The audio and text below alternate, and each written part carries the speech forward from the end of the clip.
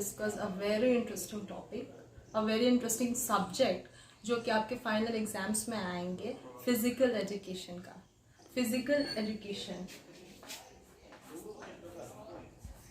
Physical education. आप सब लोग सोच रहे होंगे कि ये फिजिकल एजुकेशन क्या है. सुनने में बहुत नया लग रहा होगा क्योंकि पहले के क्लासेस में पढ़ा नहीं होगा. जैसे आपके मैथ्स थे, इंग्लिश थे, साइंस थे, सब कुछ जो है वो सारे कॉमन सब्जेक्ट्स थे कि जो ठीक है आप लोग कंटिन्यू. फिजिकल एजुकेशन क्या है? फिजिकल एजुकेशन जो है एक बहुत ही डिफरेंट काइंड ऑफ सब्जेक्ट है. एकदम ये कंप्लीट डिफरेंट पैरामीटर पे चलने वाला सब्जेक्ट है. जैसे कि और सारे सब्जेक्ट्स जो हैं हम लोग नॉलेज के लिए पढ़ते हैं, पर फिजिकल एजुकेशन जो है वो नॉलेज के साथ साथ उसमें और भी कई इंटरेस्टिंग चीज़ें होती हैं.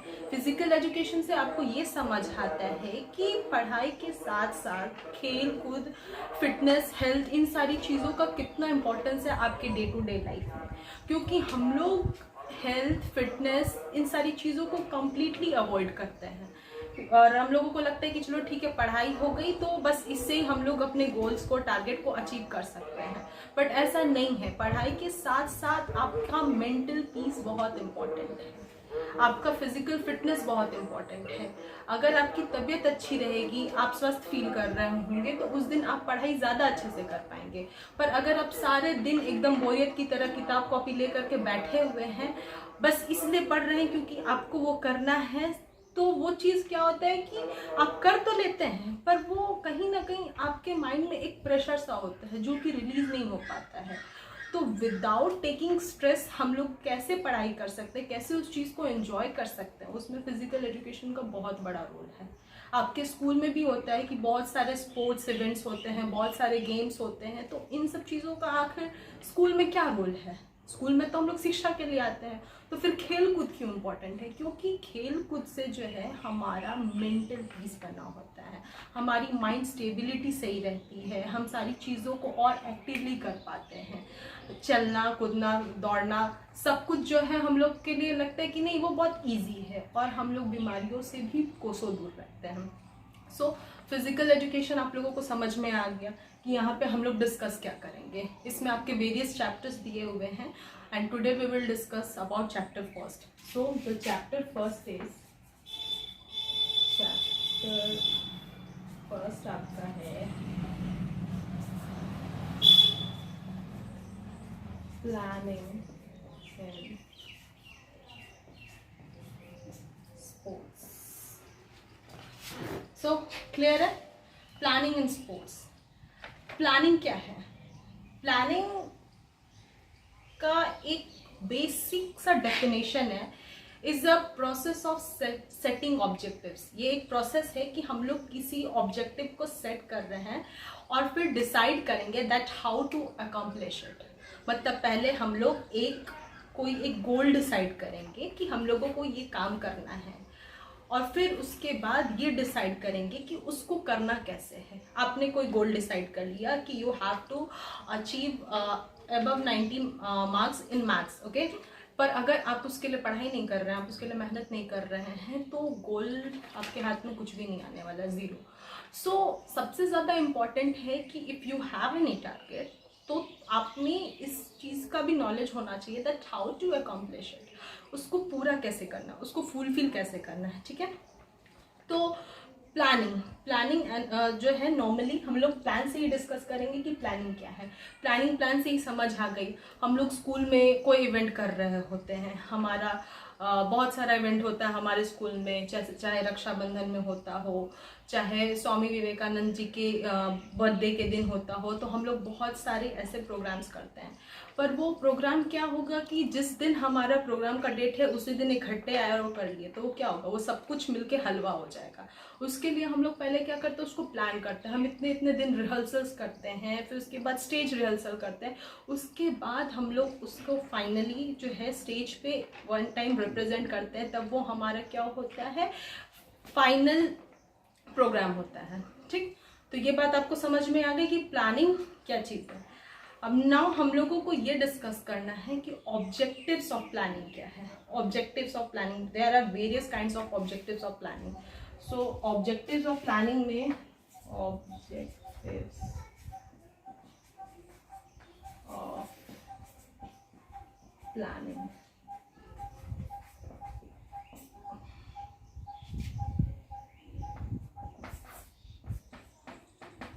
Timely achievements of targets. ओके, सो ऑब्जेक्टिव क्या है, पर्पस क्या है आपका, रीजन क्या है, क्यों हम प्लान कर रहे हैं। तो प्लान करने का बहुत वेरियस रीजंस होते हैं, ठीक है, कि हम लोग किस किस एस्पेक्ट को ध्यान में रखते हुए ये चीज़ कर रहे हैं। तो फर्स्टली हमारे लिए इम्पोर्टेंट क्या होता है, टाइमली अचीवमेंट्स ऑफ टारगेट्स, ठीक है, क्योंकि हम लोगों का प्रिपरेशन पहले से हो रखा होता है। तो जिस पॉइंट पे हम लोगों को फाइनल प्रोग्राम करना होता है तो हम लोग उसके लिए अवेयर रहते हैं कि नहीं ठीक है, पहले हमको ये प्रोग्राम करना है, फिर ये प्रोग्राम करना है, फिर ये प्रोग्राम करना है। ओके, तो इसीलिए टाइमली अचीवमेंट्स ऑफ टारगेट्स हमारा हो पाता है, क्योंकि हम लोग वेल प्रिपेयर्ड होते हैं कि हम लोगों को इस तरीके से करना है, हमारी प्लानिंग प्रॉपर रहती है। दैट्स वाई हम लोग जो है क्लियर रहते हैं कि चलो ठीक है, हम लोगों को टाइमली इस चीज़ का रिजल्ट मिल जाएगा, क्योंकि हम लोगों ने ऑलरेडी प्लान कर रखा हुआ है। ठीक है, ये चीज़ नोन है कि कोई भी चीज़ अगर आप पढ़ाई पहले पूरी किए हुए रहते हैं तो आपको टाइमली उसका रिजल्ट मिलता है, आपके अच्छे ग्रेड्स आते हैं, अच्छे मार्क्स आते हैं।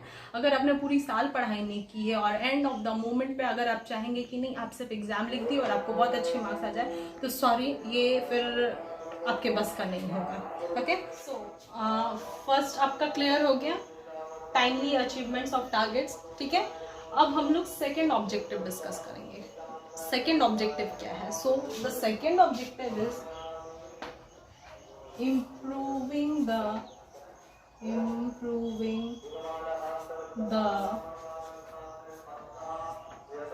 percentage of success. ठीक है, improving the percentage of success, आपको पहले ही बता दिया हो गया है कि अगर आप प्लान रहते हैं किसी चीज़ के लिए तो उसमें आपकी सक्सेस के पॉसिबिलिटीज जो है वो ज़्यादा होते हैं। ठीक है, आपके पास जस्ट बिकॉज कि आप प्रैक्टिस किए रहते हैं तो क्या होता है कि फाइनल टाइम में वो चीज़ें आपके लिए नई नहीं रहती है, आप उसको क्विक करते हैं और वो फाइनल डेस्टिनेशन तक उसको पहुंचा दिया और आपका काम खत्म। ठीक है, पर क्या होता है कि अगर आप चीज़ों को प्लान नहीं किए होते हैं तो आपको पता ही नहीं होता है कि प्रॉपर वे क्या है उसको करने का। ठीक है, आपको पानी पीना है, आपको प्यास लगी है, ये आपको पता है, पर पानी पीना है तो कैसे पीना है, ग्लास उठाना है, नल में डालना है, वहां से पानी निकालना है, देन उसको पीना है। अगर आपको इस चीज़ की नॉलेज नहीं है तो आप कैसे पिएंगे?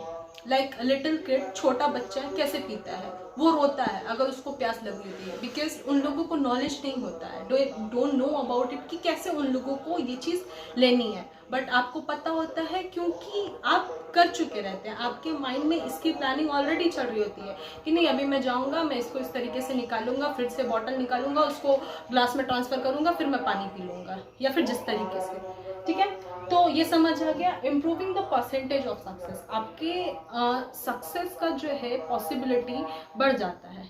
ठीक है, जिस भी चीज़ में आप प्रैक्टिस किए हैं, आप कितने भी बड़े हो जाए, अगर आपको किसी चीज़ की प्रॉपर प्रैक्टिस नहीं है तो बेटा ये भूल जाना कि एक बार में आपको उस चीज़ में सक्सेस मिल जाएगा। इन केस मिल जाता है तो वो काइंड ऑफ मिरेकल होता होगा, पर ऐसा नहीं होता है। किसी भी पॉइंट पे for being a successful person आपको प्लानिंग करना is very much important. Okay, अब हम लोग थर्ड पॉइंट डिस्कस करेंगे, हमारा थर्ड ऑब्जेक्टिव डिस्कस करेंगे। What is our third objective?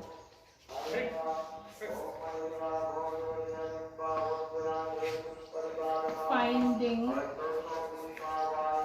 Out the cause of failure। ठीक है, finding out the cause of failure. ठीक है, फेल कैसे हो रहा है? कितनी बार होता है कि आप वो सोचते हैं कि यार मैंने तो बहुत मेहनत की थी पर मेरे ग्रेड्स अच्छे नहीं आए, मेरा फ्रेंड भी तो बहुत मेहनत कर रहा था और उसके ग्रेड्स भी अच्छे आ गए, पर मैंने बहुत मेहनत की और मेरे ग्रेड्स अच्छे नहीं आए, ये क्यों हुआ?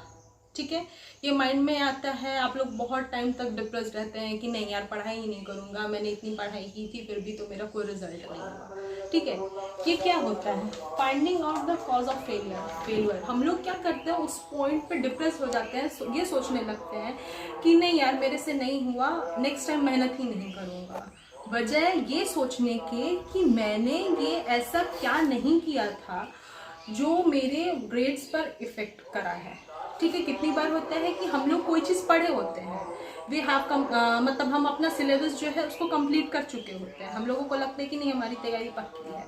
ठीक है, हम लोग एग्जाम देने भी जाते हैं और बहुत सारे क्वेश्चंस में क्या होता है कि लगता है कि नहीं पहले पढ़े थे पर अभी कंफ्यूजन हो रहा है, एग्जाम में समझ नहीं आता है कि क्या आंसर करें।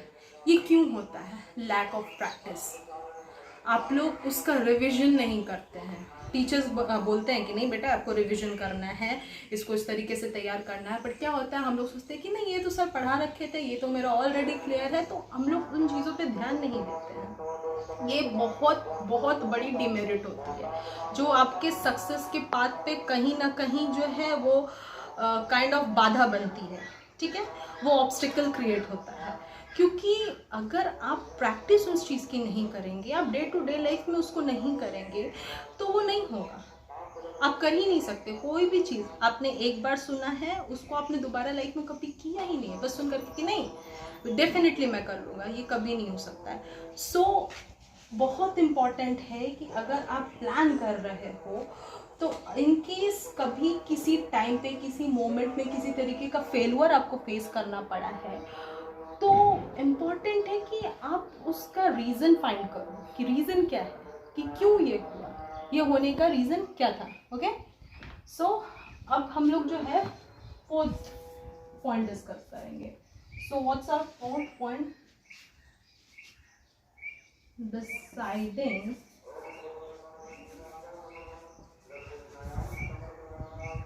The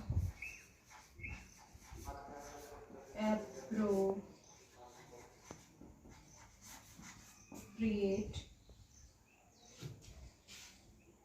time duration of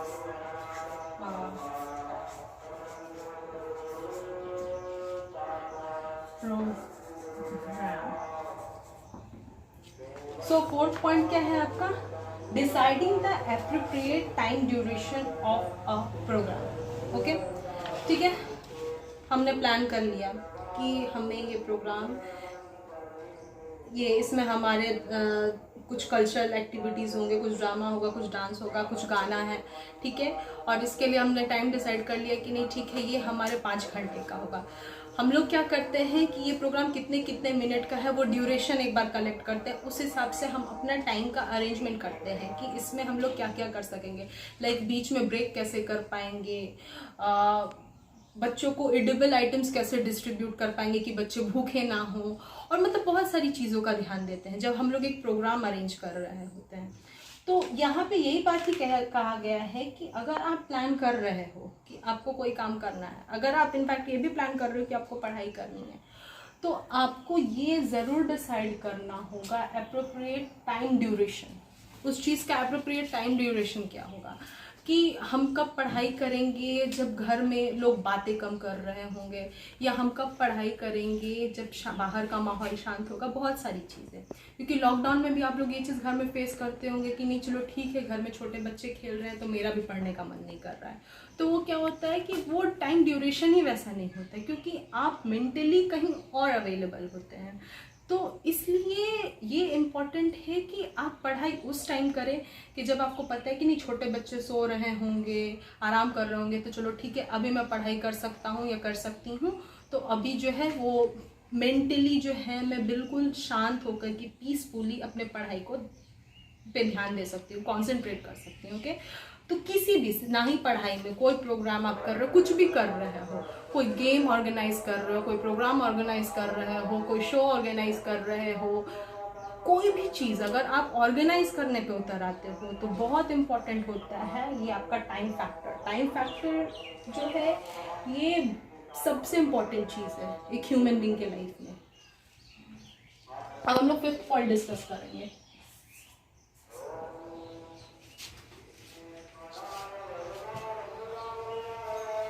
distribution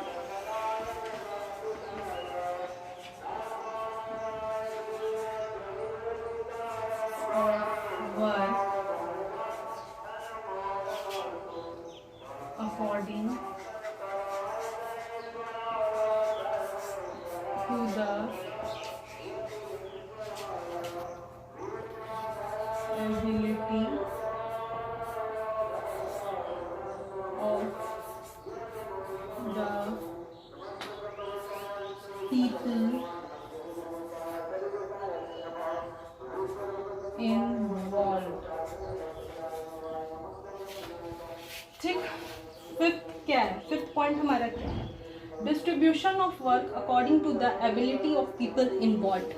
क्या होता है कि हम लोग एक ग्रुप बनाते हैं, ठीक है, तो कितनी बार होता है ना कि हम लोग ये डिसाइड करते हैं कि चल यार नोट्स तैयार करने हैं एग्जाम्स के टाइम में, तो हम लोग ये प्रेफर करते हैं कि चल मेरे इस फ्रेंड का मैथ्स अच्छा है, मैं इसको बोल देती हूँ कि तू मैथ्स में जो मेरे टॉपिक्स नहीं क्लियर है तू उसको क्लियर कर देगी।